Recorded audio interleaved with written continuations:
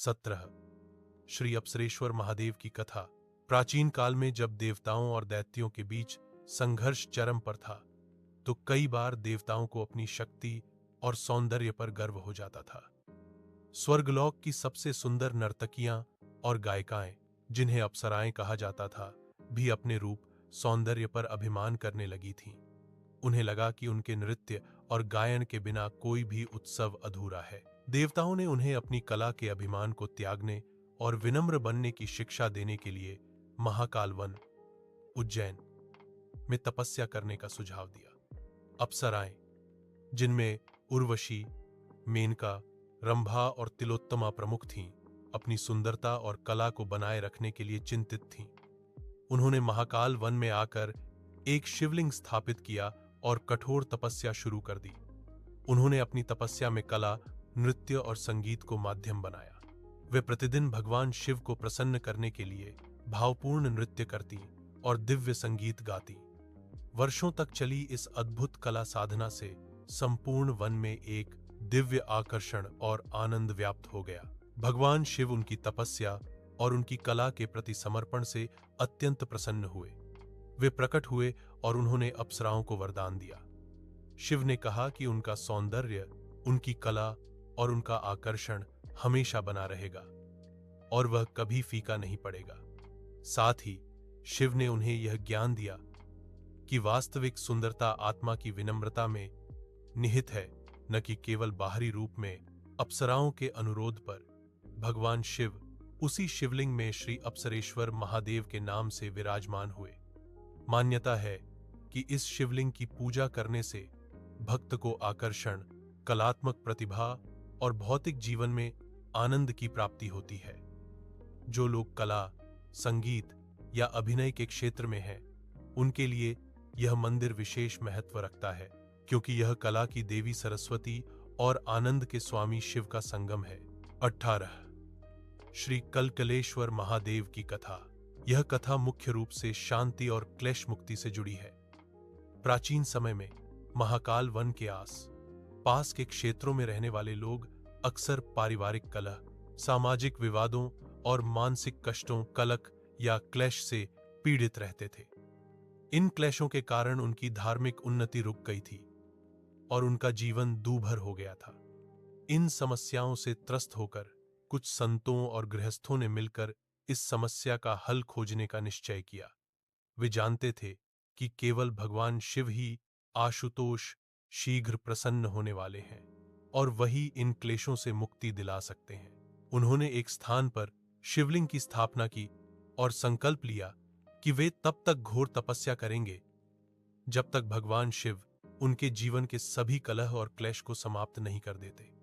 उनकी तपस्या की तीव्रता से वातावरण में सकारात्मक ऊर्जा का संचार होने लगा, लेकिन क्लेश पूरी तरह से समाप्त नहीं हो रहे थे। अंततः भगवान शिव ने प्रसन्न होकर दर्शन दिए। भक्तों ने प्रार्थना की, हे महादेव, कृपया हमारे जीवन से सभी प्रकार के कलह, क्लेश, विवाद और पापजन्य कष्टों को हर लीजिए। भगवान शिव ने उन्हें वरदान दिया और कहा कि आज से इस शिवलिंग की पूजा करने वाले किसी भी भक्त के जीवन में कलह, कलह और क्लेश का वास नहीं होगा। जो कोई भी सच्चे हृदय से यहाँ प्रार्थना करेगा, उसे पारिवारिक शांति, मानसिक स्थिरता और पापों से मुक्ति मिलेगी। चूंकि शिव ने यहाँ भक्तों के कलक, क्लेश का हरण किया, इसीलिए यह शिवलिंग श्री कलकलेश्वर महादेव के नाम से विख्यात हुआ। यह महादेव भक्तों को शांत, सामंजस्यपूर्ण और सुखी जीवन प्रदान करने वाले माने जाते हैं। 19। श्री नागचंद्रेश्वर महादेव की कथा।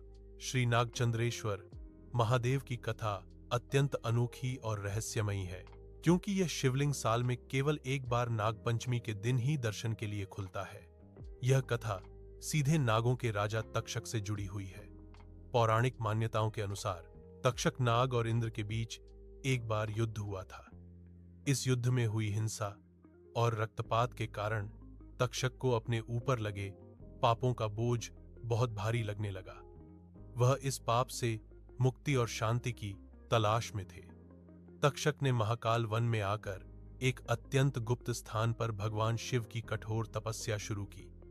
उन्होंने वर्षों तक निराहार रहकर शिव का ध्यान किया। उनकी तपस्या से प्रसन्न होकर भगवान शिव ने उन्हें दर्शन दिए।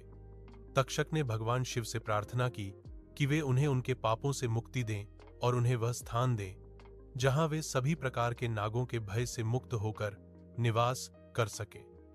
भगवान शिव ने तक्षक को वरदान दिया और उन्हें मृत्युलोक तथा नागलोक के बीच के स्थान पर रहने की आज्ञा दी। साथ ही उन्होंने कहा कि वे स्वयं इस शिवलिंग में नागचंद्रेश्वर के रूप में वास करेंगे और तक्षक हमेशा उनके मुकुट के रूप में उनके ऊपर विराजमान रहेंगे। यही कारण है कि इस शिवलिंग पर सप्तमुखी या एकादशमुखी नाग मुकुट की तरह छत्र बनाए हुए हैं। शिव ने यह भी वरदान दिया कि जो भक्त नाग पंचमी के दिन यहां दर्शन करेगा उसे काल सर्प दोष सहित सर्प से संबंधित सभी भय और दोषों से मुक्ति मिल जाएगी। चूंकि तक्षक नाग का निवास और शिव का निवास एक ही स्थान पर है, इसलिए आम भक्तों को इन दोनों लोकों के प्रभाव से बचाने के लिए मंदिर के द्वार केवल नाग पंचमी को खोले जाते हैं। यह महादेव कालसर्प दोष के निवारण के लिए विश्व भर में प्रसिद्ध है। 20 श्री प्रतिहारेश्वर महादेव की कथा। श्री प्रतिहारेश्वर महादेव की कथा महाकाल वन की रक्षा व्यवस्था और शिव गणों के महत्व को दर्शाती है। प्रतिहार शब्द का अर्थ होता है द्वारपाल या रक्षक। जब भगवान शिव ने महाकाल वन उज्जैन को अपना निवास स्थान बनाया तो उन्होंने इस क्षेत्र की सुरक्षा सुनिश्चित करने के लिए 8 महत्वपूर्ण दिशाओं में अपने विशेष गणों को द्वारपाल प्रतिहार के रूप में नियुक्त किया। ये द्वारपाल बाहरी शत्रुओं, बुरी शक्तियों और अनिष्टकारी ऊर्जाओं को वन में प्रवेश करने से रोकते थे। प्रतिहारेश्वर महादेव इसी श्रृंखला के एक प्रमुख द्वारपाल हैं। एक कथा के अनुसार स्वयं द्वारपालों के प्रमुख ने यहां शिवलिंग स्थापित कर शिव की आराधना की थी ताकि उन्हें अपनी ड्यूटी रक्षा का कार्य में कभी कोई चूक न हो। भगवान शिव उनकी निष्ठा और समर्पण से इतने प्रसन्न हुए कि उन्होंने स्वयं उस शिवलिंग में वास करना स्वीकार किया, जिससे वह शिवलिंग श्री प्रतिहारेश्वर महादेव के नाम से विख्यात हुआ। उन्होंने द्वारपाल को वरदान दिया कि उनकी शक्ति और रक्षा कवच सदैव बना रहेगा। यह मंदिर विशेष रूप से श्री नागचंद्रेश्वर महादेव के परिसर के पास या उसके भीतर स्थित है, जो इस बात का प्रतीक है कि जहां सबसे बड़ी शक्ति नागचंद्रेश्वर विराजमान है, वहां सुरक्षा व्यवस्था भी सबसे मजबूत होनी चाहिए। इस महादेव की आराधना करने वाले भक्तों को भगवान शिव की अभेद्य सुरक्षा प्राप्त होती है। भक्त मानते हैं कि श्री प्रतिहारेश्वर महादेव उनकी हर संकट, शत्रु और विपत्ति से रक्षा करते हैं, जिससे उनका जीवन सुरक्षित और भयमुक्त हो जाता है। ये महादेव भक्तों के जीवन में सुरक्षा कवच की तरह कार्य करते हैं।